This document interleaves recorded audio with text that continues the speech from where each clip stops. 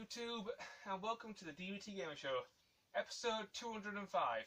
And today I am finally going to review for my Christmas episode, Super Mario Odyssey. So, without further delay, let's get started. Okay, let's start this review. The story for Super Mario Odyssey, overall it's good, and it's the pretty standard Mario story. Basic thing happens, Bowser kidnaps Peach, Mario saves her. This time there's the delightful twist that Bowser is trying to force Peach to marry him, and he's collecting certain items in order to establish this goal. Example, there's this ring which he steals from a golem, which will forever bind two people together. And there's a hilarious scene towards the end of the game where Bowser is trying to shove this giant ring over Peach and make them bound together. It's quite funny. Overall, the story, it's good. Graphics of the game. The graphics of Super Mario Odyssey are great.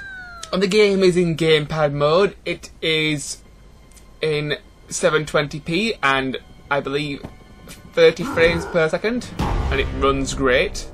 I've played it several times whilst I've been out and about. And when the game is in TV mode, I believe it runs in between 900p and 1080p all the time, and the frame rate is to 60 frames per second. So overall, the graphics of this game are great. Next, let's go on to the multiplayer for this game. The multiplayer for this game is one of Mario Odyssey's stumbles, I feel. It doesn't work very well. Basically, the way the multiplayer works is you get two Joy-Cons, so you give one to your friend and you keep one for yourself so you can play. Sounds like a great idea in concept, but doesn't work very well in practice. Player 1 controls Mario and does all the Mario stuff. Player 2 gets to control Cappy. The only problem with letting Player 2 have a controller is now you have no second analog stick, and ergo, now you have no camera control. And camera control is a really big thing that you need when you're playing 3D platformer. So, yeah. Also, there are certain points in the game where you can't use multiplayer. You'll go into a house or a level, it'll say you can't use multiplayer here. So, yeah, it doesn't work very well. Also, the multiplayer didn't quite live up to my expectations. I was hoping for like a two-player full-on Mario game where you can where one person plays as Luigi, one person plays as Mario, and you can run around huge Mario Odyssey levels and collect stars together. You know, teamwork. And this will work great for less experienced players. Like, their older brother could be Mario, and the younger brother could be Luigi, and then they could both run around the level collecting power moves together and helping each other out and still progressing. Maybe the Nintendo Switch can't handle two Mario Bros at the same time, that's why they didn't go for this. But overall, the multiplayer is okay at best, in my opinion. Controls for this game are good. They work really nicely with the Pro Controller. Now, as for the motion controls, I haven't really used them that much, but from what I can tell, there are certain moves that you can only do with the motion controls. Example, the up hat throw and the down hat throw are completely inaccessible if you want to use the Pro Controller, which I have to say is a major oversight, Nintendo. There are several ways you could have implemented the controls from the motion controls into Pro Controller setup. Example, to throw Cappy up, just map it to another button. There are two buttons to throw Cappy, X or Y. You could have easily just mapped it to one of these buttons and it would have worked well. But other than that, the controls are good. The music in Super Mario Odyssey is great. The song known as Jump Up Superstar has taken a one-way ticket to my MP3 player and it's never allowed to leave. Just such a happy song, and all the other music is great. And there's also some nice classical tunes for nostalgia purposes as well. Gameplay for this game. The gameplay for this game is great. It's a 3D platformer and there's lots and lots of exploration. When I was playing the Wii U and playing Mario 3D World, I was quickly reminded about how much I miss this sort of game. The linear platforming levels of Mario 3D World and Mario 3D Land just didn't make me feel as happy when I used to play Mario 64 or Mario Sunshine. When I play a 3D platform, I like a giant level to explore and just collect things around. Not just a linear romp where if you manage to find a secret path or do a special thing, you get a star for it. This type of Mario gameplay definitely feels more rewarding. Next, let's go on to good stuff about the game. The first thing I want to talk about is the helper mode. The helper mode is a relatively good idea that I've not used, but I'm pretty sure it's useful for players who have not got that much experience with adventure 3D platformers. Another thing I really liked about the game was the story. It's good. I also enjoyed the gameplay a lot. The cutscenes were good, and they're also at times funny, especially the one where Bowser's trying to force a ring onto Peach. Just the hilarity of her tiny body being able to punch back such a giant beast. It made me laugh the first time I saw them, even though this is supposed to be a dramatic sort of scene where you're supposed to run in there and say, I object to this marriage. Hands off my chick. Another thing I really like about the game is the variety of levels. There are 17 different worlds to explore, and most of them I enjoyed. And there are also over 900 power moves to collect. Now, you get power moves by doing multiple things. Example, beating bosses, randomly butt stomping on the floor, driving a remote control car, towering Goombas on top of each other to impress a lady Goomba. Yes, that really happens. Possessing certain enemies and doing certain things. Example, you possess a bullet bill in the desert level and you can smash through a cage and get a power moon that way. So the best tip I can give to people when searching for more power moons is to experiment and just explore and just let your mind go wild until you figure out the correct solution to the problem, because 9 times out of 10 you'll find there are multiple ways to solve said problem. But if you do get stuck collecting power moons, you can scan an amiibo, and after like 30 seconds or so the game will put a cross on the map and help you get to a power moon. It doesn't tell you outright where to go, it just gives you a little hint so that you know you're in the right area, which is appreciated. If you don't have any amiibos, you can use 50 in-game coins to also purchase the same hint. So that's really nice and helpful. Another thing I liked about the game was the whole capture mechanic. Almost every enemy in the game, you can throw your hat called Cappy and you can capture the enemy and possess it for yourself and do many things with it. Example, the bullet bill allows you to fly around and ram into things and destroy stuff. Lots and lots of fun. The Goomba allows you to run around like a little adorable thing and jump. And it also allows you to keep your footing on ice, which is really helpful because Mario slips around like an ice skater who's on their first ice skating lesson. And I have to say, this is a huge spoiler, but I have to talk about it. On the final level of the game, just after you give Bowser the smackdown, you have to...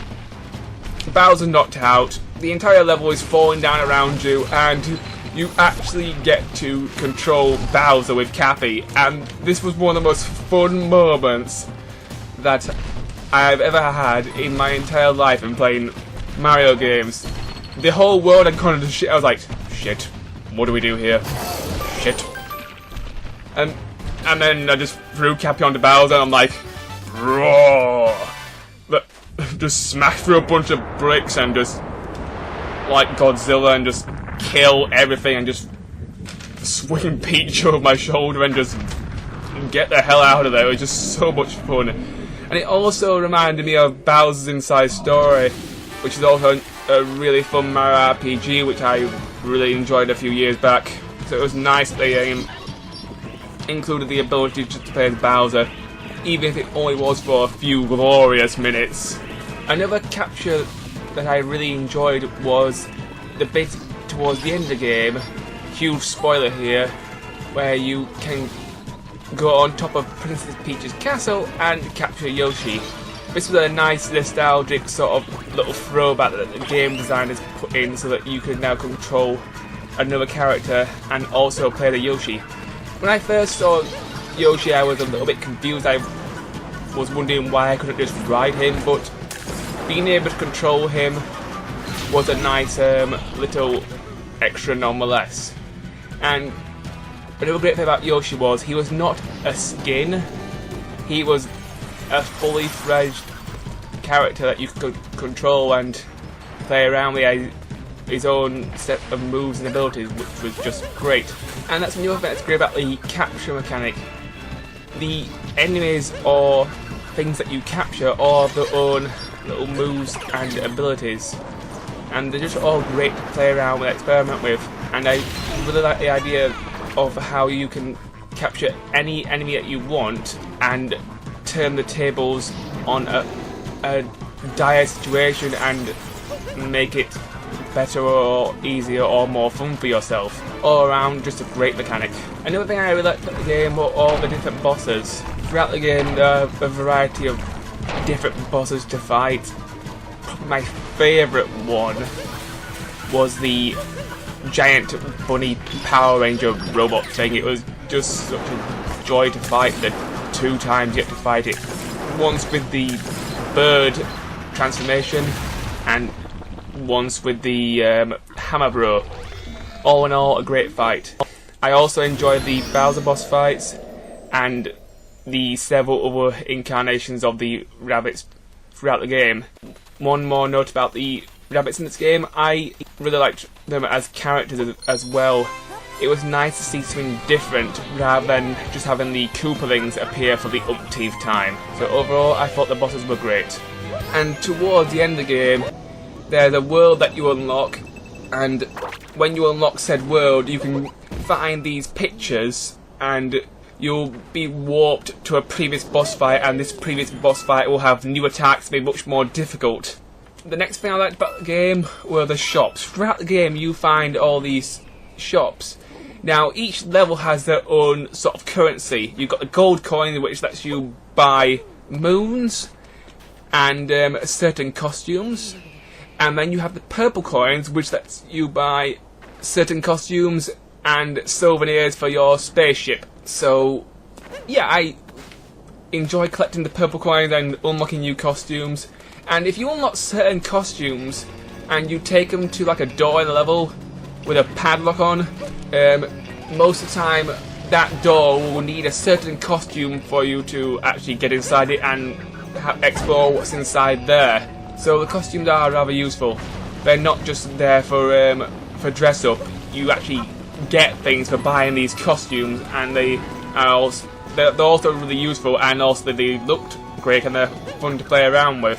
And you can also play as Luigi, Wario, and Waluigi in this game technically, because you get a Luigi costume, a Wario costume minus the pudgy fat body, which is a little bit weird, and you also get a Waluigi costume minus the long legs and long arms. But it's nice they included them in here as a reference, I suppose. Another thing I really liked about the game was the fast travel. It makes the game a lot more streamlined when it comes to getting around the levels. So that was super helpful. Another thing I really liked about the game was in the shops you can also buy a life up heart. This will increase your maximum health from 3 to 6, which will help you with certain challenges in the game. There is one minor complaint with the life up heart. Let's say you have 6 health, you get hit 2 times, and you go down to 4. When you're at 4, you can still recover your health by collecting more hearts. But if you drop below 4 with the big heart equipped, your big heart disappears and you're back to the 3 hit points. I kinda would have liked it better if you bought the upgrade, you could still go back up to 6 even if you dropped below 4. Just personal preference. I don't like a health boost being taken away from me when I decide to spend the extra coins on said health boost. Another thing I really liked about the game was, in certain points in the game, if you go inside a pipe, you can turn into 8-bit Mario and do 2D side-scrolling levels, and I'm an absolute sucker for pixel art. I love how you can play these levels in 2D, and then when you change your costume, the costumes also become 8-bit pixel art awesomeness. And there's even certain points of the game where you have to switch between the 8-bit Mario and the 3D Mario. Overall, just another great thing about this game. The gold coins in this game have changed quite a lot. Gold coins in Mario Odyssey are no longer used to collect lives or to restore health. Instead, gold coins are now basically your lives. Every time you die in the regular mode, you will lose 10 coins. And I like this change. You don't have to worry about running around and finding lives. You don't have to worry about that sort of thing. Playing the assist mode, I believe you get infinite lives, and every time you fall off the cliff, a bubble will just rescue you, and you don't have to worry about that. Next, let's go on to the map. Throughout the game, if you press the minus button, then you'll bring up a map of the entire world, and this helps you find power moons and all that sort of stuff. And if you press Y whilst in this menu, you can also look at the moon list and check off the ones that you collected and find the other stuff. The next thing I want to talk about are the vehicles. Throughout the game, you may find a little tiny scooter which you can use to zip around certain levels and also collect power moons. I found the scooter to be really helpful when it came to getting to certain places faster. I also enjoy controlling it. Now there is one other vehicle in the game which is in the desert level. It's like a stone sort of lion thing. Rather difficult to control, but once you master it, it's a lot of fun, and it's really fast, which helps when it comes to getting around the desert. Another thing I really liked about the game were the paintings, and this was kind of a callback to Mario 64. Throughout the game, in certain levels, you will find these paintings, and if you walk towards a painting, you'll have the choice to go inside it, and you can teleport to a newer world and get a power moon and some extra coins and some other stuff. And this allows you to get like a sneak preview of worlds that are later in the game, and also it's a great opportunity for secrets. And these paintings at times can be really hard to find. And now I'm going to talk about the post game. So, spoiler warning here. Overall, I thought the post game was pretty good. The best part of the post game is at the end of the game, where you get to go back to the castle from Mario 64 and explore the entire castle and collect moons, and you even get a Super Mario 64 costume so you can be 64-bit blocky awesomeness again. And every time I go in the Mario 64 world, I have to change myself into my blocky counterpart because it just doesn't feel right if you're not blocky in the Mario 64 castle world.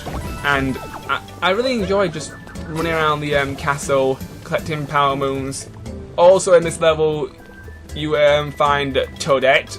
If you talk to her, she will give you power moons based on certain things that you've done in the game. Example, jump 100 times. Toadette is basically the achievement system in this game. And there's over 50 achievements to collect, so that's quite nice. Now, as for the other two post-game levels, one of them's disappointing and one of them's good. The one where you have to do a boss rush, found it really difficult because the game doesn't let you get a big heart to increase your health bar, and also I found it to be just okay. You fight these bosses and then you're done with the level. Okay, there is a quest where you have to take pictures of certain areas in the game, and then you have to go find that area and do a certain thing in that area to get a power moon that contributes to that level. But overall, I thought the level was okay at best.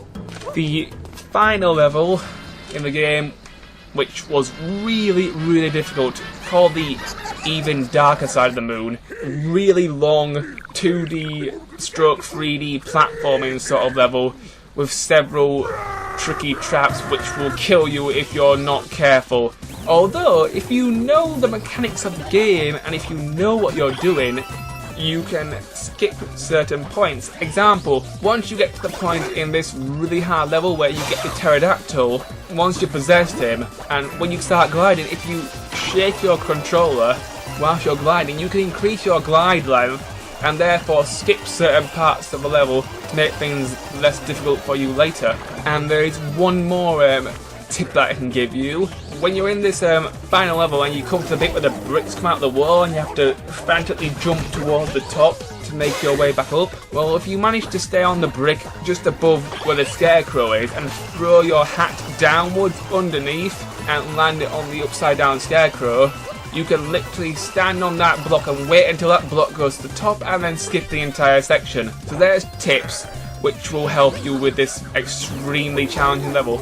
Although one of them does require you to learn to use the motion controls, but that's the best I can do for you right now. I have a sneaky feeling that Mario Odyssey may get some DLC in the future. It would be nice to see like a level based on Delfino Plaza, and maybe bring back one of the levels from Mario 64 and one of the levels from Mario Sunshine. We'll have to see what Nintendo does with Mario Odyssey in 2018. Now on to my complaints. My complaints about Super Mario Odyssey are as follows. Complaint number 1. Certain abilities are locked behind motion controls. This is a pretty big problem. Throughout the game, if you want to perform certain moves like the up hat throw and the down hat throw, you have to use motion controls, and this feels really limiting if you're a person like me who wants to use the Pro Controller all the time, and also you can't use these controls whilst you're playing with the Nintendo Switch out and about in handheld mode or if you're on the bus.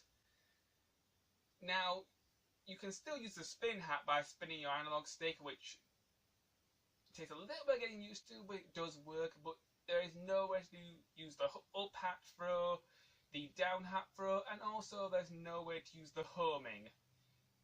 So yeah, the controls could be better in regards to the Pro Controller and in handheld mode. And Nintendo could easily patch this in with a quick update. Please do this as soon as possible, Nintendo. It will make the game much more user-friendly for all types of gameplay styles. Next, onto my second complaint. The multiplayer in this game is okay at best. Like I said in my review, when you're in multiplayer mode, you cannot move the camera, and it hinders you more than it helps you in this respect. And also, you can't go to certain points in the game and do certain tasks whilst you're in two-player mode. Also, I would have kind of liked a more fleshed out multiplayer mode, where you take two regular controllers, like a Pro Controller and two Joy-Cons, and then you can have Mario running around the level as well as Luigi, so that you can both team up and collect power moves together and help each other out. I think that would be a lot of fun. It would be nice to see that. Maybe Mario Odyssey 2. Overall, the multiplayer in this game is okay at best, and I felt like I needed to bring it up. And my final complaint for Super Mario Odyssey is the post-game. I enjoyed exploring Princess Peach's castle of Mario 64. I had a lot of fun with that. But the second post-game level where you just rematch bosses, I found it to be frustrating, and it was mostly okay at best and somewhat underwhelming as a reward for beating the game, because throughout the game you fight the rabbit bosses multiple times, and having a boss rush with these bosses didn't really feel that rewarding to me. I would have liked something else besides this. I did enjoy the really challenging level called Darker Side of the Moon.